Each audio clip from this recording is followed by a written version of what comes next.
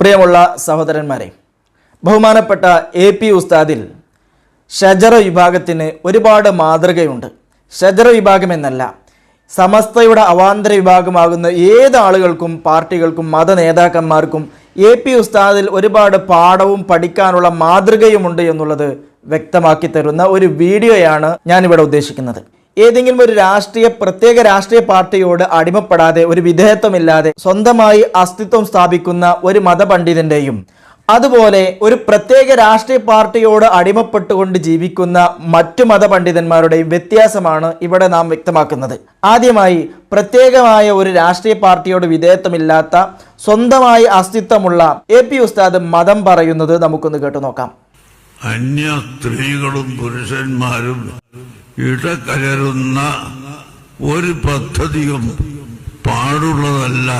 പ്രിയമുള്ളവരെ, അന്യ സ്ത്രീ പുരുഷന്മാർ പരസ്പരം ഇടകലർന്നുകൊണ്ടുള്ള ഏതൊരു പരിപാടിയും വിമർശിക്കപ്പെടേണ്ടതാണ്. ഇസ്ലാം അനുവദിക്കുന്നില്ല എന്നുള്ളത് ഇതൊരു നിലപാടാണ്, ഇസ്ലാമിൻ്റെ നിയമമാണ്. സ്വാഭാവികമായിട്ടും ഈ ഒരു നിയമം പറഞ്ഞാൽ അത് രാഷ്ട്രീയക്കാർക്ക് അതൊരിക്കലും ദഹിക്കുകയില്ല. കാരണം ഇങ്ങനെ ഒരു കാര്യം മുസ്ലിം സമൂഹത്തോട് പറഞ്ഞു കഴിഞ്ഞാൽ ഇത് കൂടുതലായി എഫക്റ്റ് ചെയ്യുന്നത് രാഷ്ട്രീയ പാർട്ടികൾക്കാണ്. കാരണം എന്തുകൊണ്ടെന്ന് ചോദിച്ചാൽ അവരുടെ പ്രകടനങ്ങളിലും സമ്മേളനങ്ങളിലുമൊക്കെ ഇത്തരത്തിലുള്ള കൂടിക്കലറുകൾ ഉണ്ടാകുന്നുണ്ട്. അതുകൊണ്ട് തന്നെ ഇതിനെതിരെ ഒരു രാഷ്ട്രീയ പാർട്ടിക്കാരൻ പറയുന്ന ഒരു വിമർശനം നമുക്കൊന്ന് കേട്ടു നോക്കാം. പിന്തിരിപ്പൻ നിലപാടിന്റെ ഭാഗമായിട്ട് പൊതുസമൂഹത്തിലേക്ക് പെൺകുട്ടികൾ ഇറങ്ങരുത് എന്ന് ശാഠ്യം പിടിക്കുന്ന അവസ്ഥ ഇപ്പോഴുണ്ട്. അങ്ങനെ ശാഠ്യം പിടിച്ചു നിന്നാൽ സമൂഹം മുമ്പോട്ടേക്ക് പോകുമെന്ന കാര്യത്തിൽ യാതൊരു സംശയമില്ല. പൊതു ഇടങ്ങളിൽ സ്ത്രീകൾ ഉണ്ടാവരുത് എന്ന് പറയുന്ന നിലപാടിലേക്ക് എങ്ങനെ പോകാൻ? പ്രിയമുള്ള സഹോദരന്മാരെ, വളരെ മാന്യമായി MV ഗോവിന്ദൻ ഇവിടെ AP ഉസ്താദ് പറഞ്ഞ മത നിയമത്തെ ക്രോസ് ചെയ്തു. അദ്ദേഹത്തെ ഞാൻ കുറ്റം പറയുന്നൊന്നുമില്ല. കാരണം ഇവിടെ ആർക്കും ആരെയും വിമർശിക്കാം, ആരും വിമർശനാതീതമാണെന്നൊന്നും ആരും പറയുന്നില്ല. പക്ഷേ ഇവിടെ ഒരു കാര്യം നമ്മൾ മനസ്സിലാക്കേണ്ടതുണ്ട്. കാരണം AP ഉസ്താദിനെ ലീഗുകാർ വിളിക്കുന്നത്, അല്ലെങ്കിൽ AP ഉസ്താദിൻ്റെ അനുയായികളെ, AP ഉസ്താദിൻ്റെ സംഘടനക്കാരെ ഈ പറയുന്ന ലീഗുകാർ വിളിക്കുന്നത് അരിവാൾ സുന്നികൾ എന്നാണ്. എന്തുകൊണ്ടെന്ന് ചോദിച്ചാൽ ഈ പറയുന്ന AP ഉസ്താദിനും അനുയായികൾക്കും അവർക്ക് സ്വന്തമായ ഒരു അസ്തിത്വമുണ്ട്. ഏതെങ്കിലും ഒരു പ്രത്യേക രാഷ്ട്രീയ പാർട്ടിയോട് ഒരു പ്രത്യേകമായ വിധേയത്വമോ ഒരു പ്രത്യേകമായ സ്നേഹമോ കാണിക്കേണ്ട ഒരു കാര്യവുമില്ല. അതുകൊണ്ട് തന്നെ ലീഗിനെതിരെ ഒരുപക്ഷെ നിലപാടെടുക്കേണ്ടി വരും, ചിലപ്പോൾ ലീഗിന് അനുകൂലമായിട്ട് നിലപാടെടുക്കേണ്ടി വരും. കാരണം അവർക്ക് അവരുടെ ദീൻ പറയാൻ, ഈ മതം പറയാൻ ആര് സൗകര്യമൊരുക്കുന്നോ അവർക്ക് അവർ വോട്ട് ചെയ്യുമെന്നുള്ളതാണ് AP ഉസ്താദിൻ്റെയും ഉസ്താദ് നയിക്കുന്ന സമസ്തയുടെ നിലപാട്. അതുകൊണ്ട് തന്നെ ലീഗിന് അടിമപ്പെടാത്തത് കൊണ്ട് അവരിട്ട ഒരു ഓമന പേരാണ് അരിവാൾ സുന്നികൾ എന്നുള്ളത്. എന്നാൽ ഇത് കേവലം ആരോപണവും കളിയാക്കലുമാണെന്ന് വ്യക്തമാക്കി തരികയാണ് ബഹുമാനപ്പെട്ട AP ഉസ്താദ്. ഇപ്പോൾ ഇവിടെ ഒരു രാഷ്ട്രീയ പാർട്ടിക്കാരൻ, അത് കേവലം രാഷ്ട്രീയ പാർട്ടിയല്ല, ഇവർ വിമർശിക്കുന്ന കമ്മ്യൂണിസ്റ്റുകാർ തന്നെയാണ് AP ഉസ്താദിനെ വിമർശിച്ചത്. എന്നാൽ ഇതിനെതിരെ ഉസ്താദ് പറയുന്ന ഒരു മറുപടിയും കൂടെ നമുക്കൊന്ന് കേട്ടു നോക്കാം. നമുക്ക് പറയാനുള്ളത്, ഇസ്ലാമിന്റെ നിയമം എന്താണ് വേണ്ടത് എന്ന് അത് ആലിമീങ്ങൾ പറയും. അത് ആലിമീങ്ങൾക്ക് വിട്ടുകൊടുക്കണം. മറ്റുള്ള മതക്കാർ അതിൽ കടന്നുകൂടി വന്നിട്ട് ഇസ്ലാമിന്റെ വിധി അത് നടപ്പാവൂല എന്ന് പറഞ്ഞ പിന്നൊരാളെ പ്രസ്താവന കേട്ടു.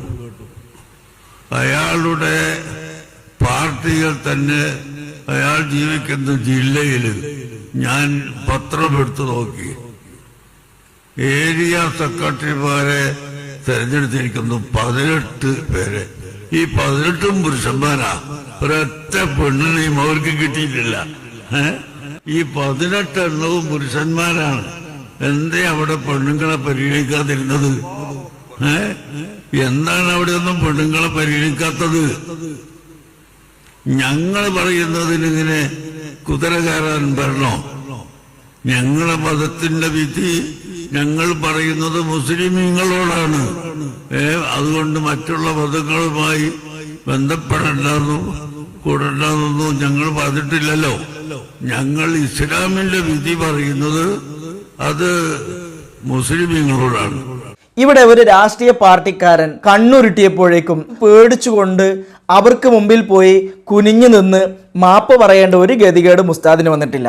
ഉസ്താദ് അതിന് കൃത്യമായിട്ട് മറുപടി കൊടുത്തു. മതനിയമം പണ്ഡിതന്മാർ പറയുക തന്നെ ചെയ്യുമെന്ന് ഉസ്താദ് ഉറച്ച നിലപാട് ആവർത്തിക്കുകയും ചെയ്തു. ഇവിടെയാണ് നാം വ്യത്യാസം മനസ്സിലാക്കേണ്ടത്. അതായത് മറുവിഭാഗം അഥവാ ഈ പറയുന്ന ഷജറകൾ മതത്തിൻ്റെ ഒരു നിയമം പറഞ്ഞാൽ എന്തായിരിക്കും അവസ്ഥ എന്നുള്ളത് നമുക്ക് കണ്ടു തന്നെ മനസ്സിലാക്കാം. ആദ്യമായി ഷജറകളുടെ നേതാവ് ബഹുമാനപ്പെട്ട അമ്പലക്കടവ് ഹമീദ് ഫൈസി ഉസ്താദ് മതത്തിൻ്റെ ഒരു നിയമം പറയുന്നത് നമുക്കൊന്ന് കേട്ടു നോക്കാം. സാഹചര്യത്തിന് അനുകൂലമായി നിൽക്കാൻ വേണ്ടി ചെരുപ്പിനൊപ്പിച്ച് കാല് മുറിക്കും പോലെ അതൊക്കെ വിശ്വാസമല്ലാതെ അവരാചാരം പ്രത്യേകം മനസ്സിൽ കരുതാതെ ചെയ്താലും കുഴപ്പമൊന്നുമില്ല. വലിയ കേക്ക് മുറിക്കുകയാണെങ്കിൽ എന്താ ഏതായാലും മുറിക്കണ്ടേ? കേക്ക് മുറിക്കലൊന്നുമല്ല പ്രശ്നം. മറ്റ് മതസ്ഥരുടെ ആചാരം കേക്ക് നമ്മുടെ വീട്ടിലുണ്ടാക്കുന്നില്ലേ, നമ്മൾ കഴിക്കുന്നില്ലേ? മറ്റ് മതസ്ഥർ ചെയ്യുന്ന സമയത്ത് ആ ആചാരത്തിനോട് തുല്യത പാലിച്ചുകൊണ്ട് ചെയ്യുന്നതാണ് പ്രശ്നം. ഇത് നമ്മൾ മതപരമായ നിയമം നമ്മുടെ പണ്ഡിതന്മാർ പറയുമ്പോൾ പൂർവികരെ കൃത്യമായി സ്ഥാപിച്ചുകൊണ്ട് ജനസമൂഹത്തെ പഠിപ്പിച്ച് ബോധ്യപ്പെടുത്തിക്കൊണ്ട് മറ്റ് മതസ്ഥരുടെ ആഘോഷങ്ങളും ആചാരങ്ങളും പരമാവധി വിട്ടുനിൽക്കാൻ മുസ്ലിം സമൂഹത്തെ പ്രേരിപ്പിക്കുമ്പോൾ അതിന് പകരം അങ്ങനെ ആവട്ടെ എന്ന് പറഞ്ഞ് യെസ് പറയുന്ന രീതി നമുക്ക് അംഗീകരിക്കാൻ കഴിയില്ല. അവിടെ നമ്മൾ നിലപാട് സ്വീകരിക്കും. ഇതാണ് ആദർശം. ഇങ്ങനെ മതത്തിന്റെ ഒരു നിയമം തുറന്നു പറഞ്ഞപ്പോൾ മുസ്ലിം ലീഗ് എന്ന് പറയുന്ന രാഷ്ട്രീയ പാർട്ടിക്ക് അത് സഹിച്ചില്ല. അവർ സ്വാഭാവികമായിട്ടും അപ്പോൾ അവർ അതിനെ വിമർശിക്കും. അങ്ങനെ ഈ പറയുന്ന മത നിയമത്തെ മുസ്ലിം ലീഗിന്റെ നേതാവ് വിമർശിക്കുന്നത് നമുക്കൊന്ന് കേട്ടു നോക്കാം. ആരെങ്കിലുമൊക്കെ ക്ഷണിച്ചാൽ പോവുക, അവരെന്തെങ്കിലും കാര്യമായിട്ട് സൽക്കരിക്കുമ്പോൾ നിങ്ങൾക്കത് ഭക്ഷിക്കുക. അല്ല, എനിക്കത് വേണം, എനിക്കിത് കുഴിമന്തിയേ പറ്റുള്ളൂ എന്ന് പറയണ്ട. ചിലപ്പോൾ അവർക്ക് ഇഷ്ടമുള്ള സാധനമായിരിക്കും നമുക്ക് തരുന്നത്, നമ്മളത് തിന്നുക അവർക്കൊരു സന്തോഷമാണ്. അതല്ലാതെ അവരെ ആരെയും നമ്മൾ വെറുപ്പിക്കേണ്ടതില്ല. അനുവദനീയമായിട്ടുള്ള കാര്യങ്ങളൊക്കെ ഞാൻ റോമിൽ പോയിരുന്നു. റോമിൽ നമ്മളൊരു സൽക്കാരത്തിന് ക്ഷണിച്ചു. പക്ഷെ അവർ തന്നെ പറയും, you don't come because we serve their wines. അവർ പറഞ്ഞു, നിങ്ങളിപ്പം അങ്ങോട്ട് വരണ്ട, ഞങ്ങൾ സൽക്കാരുണ്ട്, പക്ഷേ you don't come there because we are serving wines. അവർ സ്നേഹപൂർവ്വം ക്ഷണിച്ചതാണ്, അവർ ഞങ്ങൾക്ക് വേണ്ടി ഉണ്ടാക്കിയ സൽക്കാരാണ്. പക്ഷെ അവർ ഞങ്ങളോട് പറഞ്ഞു, you don't come, we serve wines. അതൊരു തുറന്നു പറഞ്ഞു. അതുകൊണ്ട് ഞങ്ങളാണ്ട് പോയില്ല. അപ്പം അനുവദനീയമായത് വരുമ്പോൾ നമുക്ക് കഴിക്കാം, അതിൽ വാശി പിടിക്കൊന്നും വേണ്ട. ഇങ്ങനെ ഒരു വിമർശനം വന്നാൽ ഒരു മതപണ്ഡിതൻ എടുക്കേണ്ട നിലപാട് എന്താണ്? ആ പറയുന്ന രാഷ്ട്രീയ പാർട്ടിക്കാരനെ വിമർശിക്കണം, ആ രാഷ്ട്രീയ പാർട്ടിക്കാരനെ തിരുത്തണം. അതാണ് കാണിക്കേണ്ടത്. ഏതുപോലെ ഉസ്താദ് ഇവിടെ കാണിച്ചതുപോലെ ഉസ്താദ് ഒരു മത നിയമം പറഞ്ഞു, അതിനെതിരെ ഒരു രാഷ്ട്രീയക്കാരൻ മുമ്പോട്ട് വന്നു, അതിനെ കൃത്യമായിട്ട് ക്രോസ് ചെയ്തുകൊണ്ട് കൃത്യമായ മറുപടി കൊടുത്തു. എന്നാൽ ഇവിടെ ചെയ്യാൻ പോകുന്നത് എന്താ?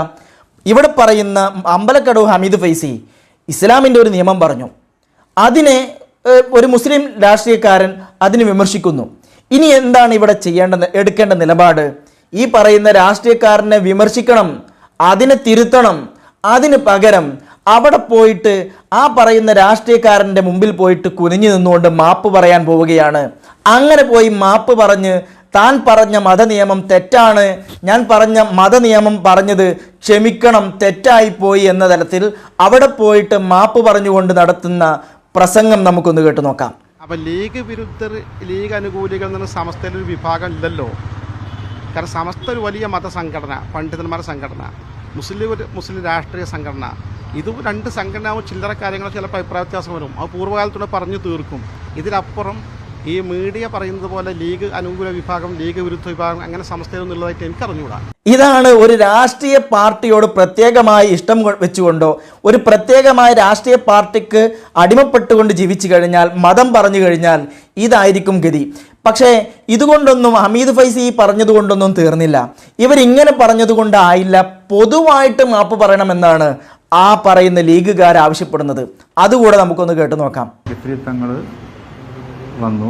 ഒപ്പം നമ്മുടെ ഹമീദ് ഫൈസിയും മുക്കം ഫൈസിയൊക്കെ ഉണ്ടായിരുന്നു. കുറേ കാര്യങ്ങൾ ഞങ്ങൾ സംസാരിച്ചു. അപ്പോൾ ഇപ്പോഴത്തെ സാഹചര്യത്തിലുള്ള സംസാരങ്ങളൊക്കെ ഉണ്ടല്ലോ, അതൊക്കെ നടന്നു. അപ്പോൾ ഞാൻ പറഞ്ഞു, ഇതിപ്പോൾ നമ്മളോട് മാത്രം പറഞ്ഞാൽ പോരാ, നിങ്ങൾക്കിപ്പോൾ എന്നോട് ചില കാര്യങ്ങളൊക്കെ പറയേണ്ടതുണ്ടാവും, കാരണം എനിക്ക് ചില കാര്യങ്ങൾ ബോധ്യപ്പെടുത്തി തരണം എന്നൊക്കെ അവർ പറഞ്ഞു. ആയിക്കോട്ടെ, ഞാനതൊക്കെ കേട്ടിരുന്നു. അപ്പോൾ എന്ത് ചെയ്യാൻ പറഞ്ഞത് നമ്മളോട് പറഞ്ഞാൽ പോരാ, ഇത് പൊതുസമൂഹത്തോടാണ് പറയേണ്ടത്. കാരണം നിങ്ങൾ പുറത്താണ് ഇതൊക്കെ പറഞ്ഞിട്ടുള്ളത്. അതൊന്നും എന്നോട് പറഞ്ഞതല്ല, പുറത്ത് വേദികളിലും പ്രസംഗത്തിലൂടെയൊക്കെ പറഞ്ഞ കാര്യങ്ങളാണ്. അപ്പോൾ അത് പുറത്ത് തന്നെ നിങ്ങൾ പറയണം എന്ന് പറഞ്ഞാണ് ഇവിടുന്ന് തിരിഞ്ഞത്. അപ്പോൾ അവർ പറയാമെന്ന് പറഞ്ഞു. പക്ഷേ പിന്നെ ഞങ്ങൾ അവർ പത്രസമ്മേളനം നടത്തി. പക്ഷേ ഞങ്ങളുടെ ആ സംസാരത്തിൻ്റെ ആ ഒരു അവരുടെ പ്രതികരണം നീതി പുലർത്തുന്നതായിരുന്നില്ല എന്നുള്ളതാണ്.